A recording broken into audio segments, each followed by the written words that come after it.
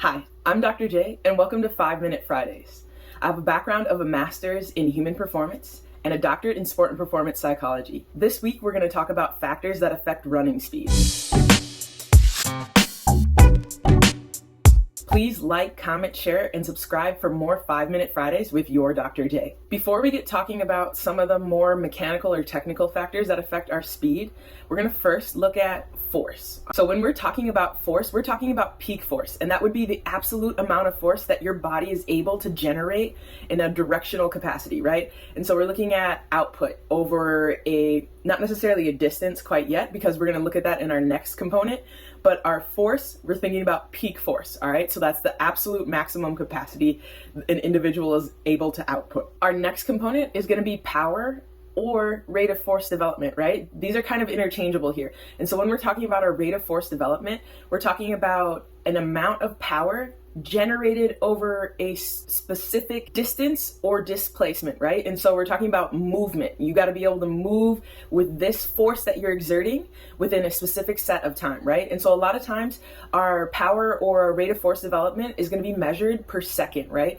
Because we're looking at things that are moving quickly. And so we want to be able to move in meters per second per se, if that's how we're measuring it. And so we're looking at this over time, right? But when we're looking at, say you're doing a jump, right? And you're just trying to get from this spot to the next spot, we're looking at how quickly are you able to do that and how much force are you outputting in order to cover that distance, right? All right, and now our third component in this force area that we're looking at is going to be impulse or momentum. And so that's going to be the average speed that you're moving at when you're covering a distance, right? And so it's your average of acceleration within that space of time, right? We're using a specific set of time to give us that measurement, right? So say a track athlete or a coach is timing their athlete and they want to know what their flying 10 is.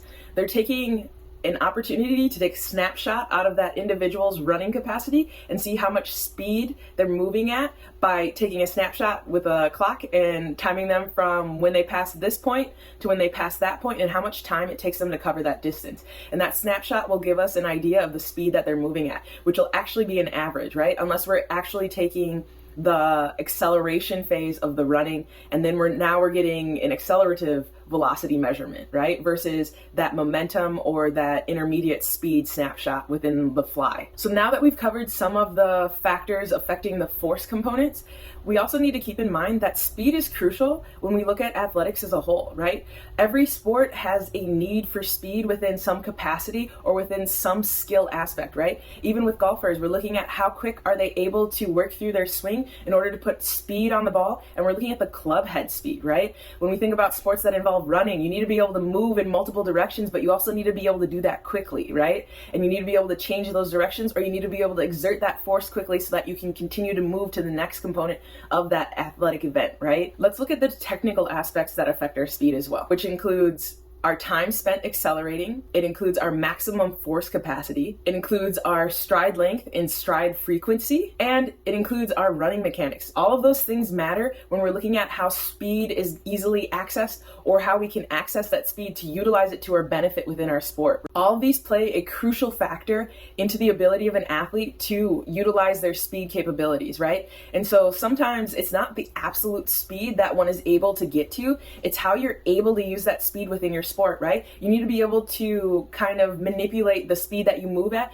and how you move within your speed, right? Because as we're looking at these sports, a lot of sports don't move at one speed the entire time throughout a competition, right? You got to be able to adapt and you got to be able to maneuver within these speed dominant situations. So now that we have an idea of the kind of factors that compose our speed capabilities, let's look at an approach of how we can capitalize on these different components, right? Our first area is going to be practicing, all right? The way to improve our sprint mechanics and the way to improve our stride frequency and our stride length, you need to be comfortable with the stride length that you have so that you can maximize your speed, right? Because if you're striding too long or too short, you might be stealing that opportunity from yourself, or you might be chopping your own mechanics and making it harder for you to move. And so we need to practice. The only way to get faster is to practice moving fast, right? But there's also levels within that, right? So not every day is going to be a 100% day, but we can work our mechanics within that, right? And as we work our mechanics, we get more efficient. And as we're more efficient with how our body wants to move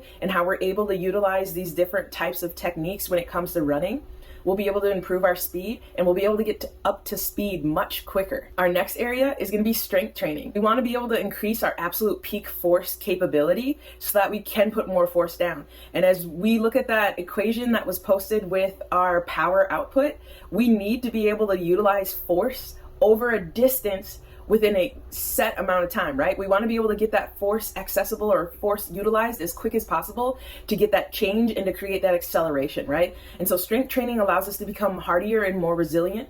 And within this study that you're going to find referenced at the end of this 5-Minute Friday today, they found a 0.94 correlation between a 10-meter sprint time and an individual's ability for a 1-rep maximum squat. And so we're looking at that ability to be able to move weight can also translate into that ability to move our bodies speed capability wise, right? And so there is a point of diminishing return where the squat has reached a certain point that might exceed what capabilities we're looking for, but we do need to have a base level of strength that makes sense for our sport so that we're able to utilize that and we're able to be available because our bodies are more resilient and can handle different forces and different types of trauma that might come about because of our sport. And then a third strategy would be plyometrics, right? Because now we're looking at that ability to produce force in a quick amount of time. We're looking at ground contact. We're looking at repeatability of types of contact, right? It's one thing to be able to do one really high jump one time, but how many sports only need you to jump one time? Not even in track and field. In track and field, you're jumping multiple times. And even as you warm up, you need to be able to have the endurance to do those things repeatedly, right? So that you can make changes and you can make adaptations to improve your technique. And so just like our first point and our first strategy, that practice component is going to be important because we need to work with this to get better at it and to improve at it. If you have any questions about programming for yourself or working on speed, please reach out. Thank you for joining me for this 5-Minute Friday. Once again, I'm Dr. J. Please join us in a couple of weeks when we cover self-confidence. And as always, be refined by the grind.